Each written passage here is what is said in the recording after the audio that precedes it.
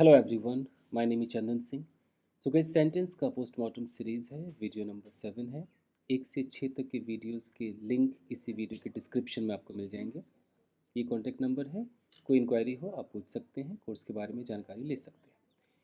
देखिए यहाँ पर जो सेंटेंस है, ये इतना बड़ा पैराग्राफ आप देख रहे हैं, इसकी हम पार्सिंग करेंगे, इसका पोस्टमार्टम करेंगे। तो यहाँ पर जैसे लिखा है कि the towering presence of Virat Kohli and Rohit Sharma in the Indian ODI team can only help newly appointed captain Shubman Gill grow as a leader, said left arm spinner Akshar Patel on Friday. जब इस तरीके से आएगा कि सेड, तो आप समझना है कि ये जो है, ये जो सेड लेफ्ट आर्म स्पिनर वाला जो सेक्शन है, ये बताता है कि एक डायरेक्ट स्पीच का सेंटेंस है। और यहाँ ऊपर जो आप देख रहे हैं ये स्टेटमेंट है। तो हमारा मेन ये है, ये तो हो गया कि ये बात, ये जो डायलॉग है, ये पूरी की पूरी बात किसने कही? अक्षर पटेल ने कही। कब कही? फ्राइडे कही। ये तो हो गया। अब जो भी बात उसने कही, इसका पोस्टमार्टम हमें करना है। तो यहाँ पर देखो क्या लिखा हुआ है, द टावरिंग प्रेजेंस, ठीक है, और Virat Kohli and Rohit Sharma in the Indian ODI team can, ये जो आप कैन देख रहे हैं, ये कैन से पहले जो है ये सब्जेक्ट है। तो आपका सब्जेक्ट एकदम क्लियर हो गया, ये सब्जेक्ट है। कैन से क्या है? Can only help newly appointed captain Shubman Gill grow as a leader, ये सेक्शन इसका प्रेडिकेट का सेक्शन है। तो प्रेडिकेट को भी देख लेते हैं, हाईलाइट करते हैं, ठीक है। अब जो सब्जेक्ट का सेक्शन है उसमें क्या कुछ है देखते हैं। इतना बड़ा सब्जेक्ट है, मतलब ये एक नाउन फ्रेज है। अब इसमें बात किसकी हो रही है? तो ये देखिए ऑफ, इस ऑफ से पहले आइए, इस ऑफ से पहले जो होगा वो आपका मेन सब्जेक्ट होगा। तो ऑफ से पहले क्या है? द टावरिंग प्रेजेंस है। टावरिंग सब्जेक्ट हो नहीं सकता है क्योंकि ये इस प्रेजेंस को मॉडिफाई कर रहा है। तो देखिए, अगर कोई नाउन है तो इस नाउन के लेफ्ट हैंड साइड में, इसके लेफ्ट हैंड साइड में अगर कोई वर्ब प्लस आईएनजी आपको दिखाई दे, ये वर्ब प्लस आईएनजी अगर दिखाई दे, तो ये वर्ब प्लस आईएनजी इसको मॉडिफाई कर रहा है। जैसे कि अगर मैं बोलूँ कि let's say burning house, house हमारा क्या है? नाउन है। इससे पहले ये जो आप बर्निंग देख रहे हैं, ये वर्ब प्लस आईएनजी है। तो इस हाउस को मॉडिफाई कर रहा है, किस तरह का घर? जलता हुआ घर। अगर मैं कहता हूँ कि कंफ्यूजिंग चैप्टर, तो चैप्टर हमारा नाउन है। इस नाउन से पहले ये वर्ब प्लस आईएनजी क्या कर रहा है? इस चैप्टर को मॉडिफाई कर रहा है, इसके बारे में बता रहा है कि किस तरह का चैप्टर है। कंफ्यूजिंग चैप्टर है, यानी कंफ्यूज कर देने वाला चैप्टर है। वैसे अगर मैं कहूँ कि डिस्टर्बिंग मूवी, तो किस तरह की मूवी है? डिस्टर्ब करने वाली मूवी। तो इसको हम प्रेजेंट पार्टिसिपल कहते हैं। ये जो वर्ब प्लस आईएनजी जब देख रहे हैं, वर्ब प्लस आईएनजी, इसे हम कहते हैं प्रेजेंट पार्टिसिपल। प्रेजेंट पार्टिसिपल ये फंक्शन किसका करता है? एडजेक्टिव का फंक्शन करता है। अच्छा, कई बार जो वर्ब प्लस आईएनजी होते हैं वो जेरंड का भी काम करते हैं। जैसे अगर मैं यहाँ पर लिखता हूँ कि let's say disturbing someone is not good, ये स्टेटमेंट मैंने लिखा, disturbing someone is not good. तो ज़रूरी नहीं कि डिस्टर्बिंग हमेशा प्रेजेंट पार्टिसिपल होगा, हमें देखना पड़ता है कि इज़ नॉट गुड सही नहीं है। क्या सही नहीं है? किसी को डिस्टर्ब करना। तो फिर यहाँ पर डिस्टर्बिंग क्या है? जेरंड का काम कर रहा है। तो ये डिफरेंस के लिए मैं अलग से वीडियो ला सकता हूँ, बट फिलहाल हम अपने इस पॉइंट पर आते हैं कि द टावरिंग प्रेजेंस, ये प्रेजेंस हमारा नाउन है और इसको मॉडिफाई कर रहा है ये टावरिंग। अब टावरिंग का मतलब क्या होता है? एकदम टावर की तरह खड़ा है, बहुत बड़ा है, बहुत ये प्रभावशाली है। इसकी तारीफ कर रहा है कि एक प्रभावशाली प्रेजेंस, प्रेजेंस मतलब उपस्थिति। तो ये समझ में आ गया है आईएनजी क्यों आया है? Present participle. The towering presence यानी कि एक बहुत ही इम्पैक्टफुल जो प्रेजेंस है। अब वो प्रेजेंस किसका है? ये देखो, प्रेजेंस नाउन है। अब इस नाउन को मॉडिफाई कर रहा है प्रेपोजिशनल फ्रेज।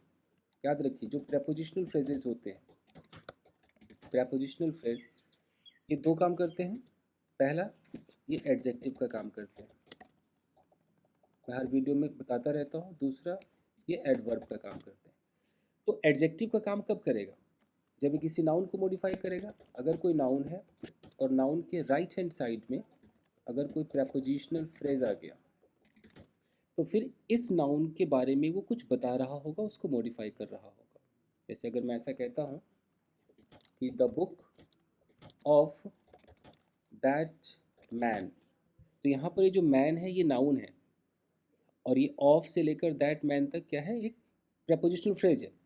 अगर आप ये प्रेपोजिशन से लेकर के नाउन वाउन को मिला देंगे तो ये प्रेपोजिशनल फ्रेज है, ठीक है। और यहाँ पर इसके लेफ्ट साइड में देखो बुक है, बुक एक नाउन है, तो नाउन और राइट साइड में प्रेपोजिशनल फ्रेज, तो बुक और इसके राइट साइड में ऑफ दैट मैन। तो ये ऑफ दैट मैन किसको मॉडिफाई कर रहा है? बुक को मॉडिफाई कर रहा है कि बुक किसका? Book of that man. ये उसके पोजीशन को दिखा रहा है कि उस आदमी की किताब है। तो उसी तरीके से यहाँ पर ऑफ विराट कोहली एंड रोहित शर्मा है, तो ये जो ऑफ से लेकर के शर्मा तक का जो फ्रेज बन रहा है, जिसे हम प्रेपोजिशनल फ्रेज कहेंगे, ये किसको मॉडिफाई करेगा? खुद देख लीजिए, किसको मॉडिफाई करेगा? ये मॉडिफाई करेगा इस प्रेजेंस नाउन को, उपस्थिति को। किसकी उपस्थिति? हुज उपस्थिति, whose presence? Of Virat Kohli, Virat Kohli की एंड रोहित शर्मा। क्लियर? उसके बाद फिर यहाँ पर इन द इंडियन ओडीआई टीम, ये भी एक प्रेपोजिशनल फ्रेज है। ये बता रहा है कि कहाँ पर, लोकेशन बता रहा है कहाँ पर उपस्थिति। तो कहाँ पर उपस्थिति होगी? इंडियन ओडीआई टीम में। यहाँ तक क्लियर है? तो मेन हमारा जो सब्जेक्ट है कौन हो गया? ये प्रेजेंस हो गया। अब इस प्रेजेंस के लिए ये कैन आया है। हमेशा याद रखिए, कैन विराट कोहली के लिए नहीं है, ये कैन रोहित के लिए नहीं है। ये कैन का जो मेन नाउन है जिसकी वजह से कैन आया है वो क्या है? ये प्रेजेंस है। और बाकी इस प्रेजेंस के बारे में ही एक्स्ट्रा इन्फॉर्मेशन है। इस प्रेजेंस को यहाँ पर मॉडिफाई करके कह रहा है कि भाई टावरिंग प्रेजेंस है, तो प्रेजेंस को थोड़ा हाईलाइट कर दिया, तारीफ कर दी, कैसा प्रेजेंस? बहुत इम्पैक्टफुल प्रेजेंस। और यहाँ बता दिया किसका प्रेजेंट। तो दोनों तरफ, लेफ्ट में भी इंफॉर्मेशन है इस प्रेजेंस के बारे में, राइट में भी इंफॉर्मेशन है इस प्रेजेंस के बारे में। Got the point? अब आता है उसका प्रेडिकेट। तो ये जो प्रेजेंस है, कैन ओनली हेल्प, वो सिर्फ हेल्प कर सकता है, उपस्थिति हेल्प कर सकता है। क्या? Newly appointed captain Shubman Gill किसको हेल्प कर सकता है?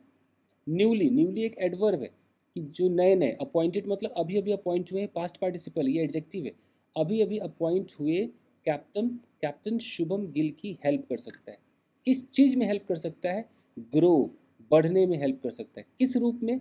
एज ए लीडर, एक लीडर के रूप में। तो अब मैं आपको हेल्प वाला तरीका सिखाता हूँ। हेल्प क्या होता है? देखिए, ये जो हेल्प है,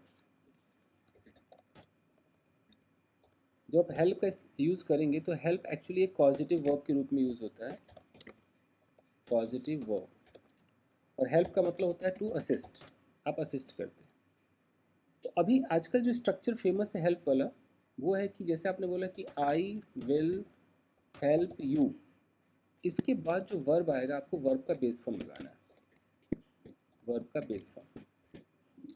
उस वर्ब का अगर अपना कोई ऑब्जेक्ट है, कुछ है, तो दिखा दें। जैसे कि I will help you clean the room, अगर मैं ऐसा कहता हूँ। यहाँ पर देखिए, आई will help you clean the room, यानी कि मैं तुम्हारी मदद करूँगा क्या करने में? क्लीन द रूम, रूम को क्लीन करने में। हालांकि आप इसे ऐसे भी कह सकते हैं कि I will help you to भी लगा सकते हैं, टू क्लीन द रूम, लेकिन ये टू वाला बहुत कम यूज़ होता है, बहुत कम यूज़ होता है। सबसे ज़्यादा यूज़ होता है बिना टू वाला, कहीं भी आप देखेंगे। तो यहाँ पर देखिए कैसे हम समझें, ये हेल्प है, हेल्प करेगा, किसकी हेल्प करेगा? शुभम गिल की हेल्प करेगा। उसके बाद देखिए यहाँ पर क्या लिखा हुआ? ग्रो है, कहीं पर टू है नहीं, है ना? तो ग्रो। अब है कि हेल्प के बाद बात है कि कैप्टन शुभम गिल की करेगा, बट उससे पहले न्यूली भी लगा दिया, अपॉइंटेड भी लगा दिया। तो होता है क्या है गाइस, किसी भी अखबार में अगर मैं ऐसा कहता हूँ कि आई विल हेल्प, मान लो Rohan, I will help Rohan grow as a leader, यानी कि मैं रोहन की हेल्प करूँगा ग्रो होने में, एज ए लीडर, लीडर के रूप में। अब मैं रोहन के बारे में अगर कुछ मॉडिफाई करना चाहूँ तो मैं यहाँ पर लगा सकता हूँ कि आई विल हेल्प रोहन। अब रोहन के बगल में लिख दूँ कि रोहन, यहाँ इससे पहले लिख दूँ कि I will help a newly, और यहाँ कर दूँ अपॉइंटेड कैप्टन रोहन। अगर मैं ऐसे बोल दूँ तो ये जो इतना बड़ा जो देख रहे हैं, न्यूली अपॉइंटेड कैप्टन, ये रोहन के बारे में इंफॉर्मेशन है। अपॉइंटेड कैप्टन का मतलब है कि उसको कैप्टन अपॉइंट किया गया है, ये काम हो चुका है, तो V3 एडजेक्टिव ऐसे लगाया जाता है। न्यूली एक एडवर्ब है कि नया नया अभी अपॉइंट हुआ है, तो ये एक्स्ट्रा इन्फॉर्मेशन है। देखिए कहाँ पे एक्स्ट्रा इन्फॉर्मेशन देते हैं, देखिए यहाँ पर ये अपॉइंटेड, ये देखिए न्यूली और अपॉइंटेड आ गया ना, तो ये ऐसे एक्स्ट्रा इन्फॉर्मेशन देते हैं। क्लियर है? तो अब देखिए सेंटेंस आप कैसे आगे बढ़ाएंगे। मैं बोलूँ कि I will help a woman, I will help a woman learn English. अगर मैंने ऐसा बोला, और मैं अगर ऐसे बोलूँ कि I will help a newly married woman learn English, तो यहाँ पर ये जो अ न्यूली मैरिड जो आप देख रहे हैं, ये एक एक्स्ट्रा इन्फॉर्मेशन है, तो इस वुमेन को मॉडिफाई कर रहा है। मैरिड क्या है, एक एडजेक्टिव है जो कि V3 फॉर्म में होता है। न्यूली क्या है, एक एडवर्ब है जो एडजेक्टिव को मॉडिफाई करता है। तो ऐसे ऐसे लेफ्ट में आप मॉडिफायर लगा करके बताते हैं कि वो क्या है उसके बारे में, कि वो शादीशुदा है, कि वो टैलेंटेड है, क्या आप यहाँ पर बताते हैं। क्लियर है? तो इस सेंटेंस में इतना ही था। फिर से देख लीजिए, हमने इसमें प्रेजेंट पार्टिसिपल देख लिया जो एडजेक्टिव के रूप में काम कर रहा है, हमने प्रपोजिशनल फ्रेज देख लिया, हमने हेल्प देख लिया कि पॉजिटिव है, हेल्प के साथ वर्ब बेस फॉर्म में लगता है वो देख लिया, हमने देखा कि यहाँ पर पास्ट पार्टिसिपल से भी हम मॉडिफाई करते हैं, एडजेक्टिव होता है, ये सब आपने देख लिया। तो यहाँ पर एक लिस्ट लिख लेते हैं ताकि आपके दिमाग में रहे कि क्या क्या टकरा रहा है। तो हमने क्या देखा, प्रेजेंट पार्टिसिपल, तो आप कभी भी प्रेजेंट पार्टिसिपल चैप्टर घर पे भी पढ़ लेना क्योंकि काम तो आ रहा है ना। प्रेजेंट पार्टिसिपल है, आप देख लो प्रपोजिशनल फ्रेज बार बार आता है, तो प्रपोजिशनल फ्रेज के ऊपर पढ़िए, कुछ खूब ग्रामर किताबें पढ़िए, आपको दिखाई देगा पास्ट पार्टिसिपल, तो ये भी हो गया। आपने एक हेल्प देखा जो कि पॉजिटिव वर्ब है, तो उसका हेल्प का स्ट्रक्चर आपने सीख लिया। तो इस तरीके से अगर ये सारी चीज़ें आएंगी तो बहुत जल्दी आप पोस्टमार्टम करना सीख जाएंगे और सेंटेंसेस समझ में आने लगेंगी। ठीक है? तो थैंक यू वेरी मच। आप चाहें तो मुझे इस पर मैसेज करके कुछ बातें बता सकते हैं, कोर्स की जानकारी ले सकते हैं, और वीडियो को लाइक ज़रूर कीजिएगा। Thank you very much.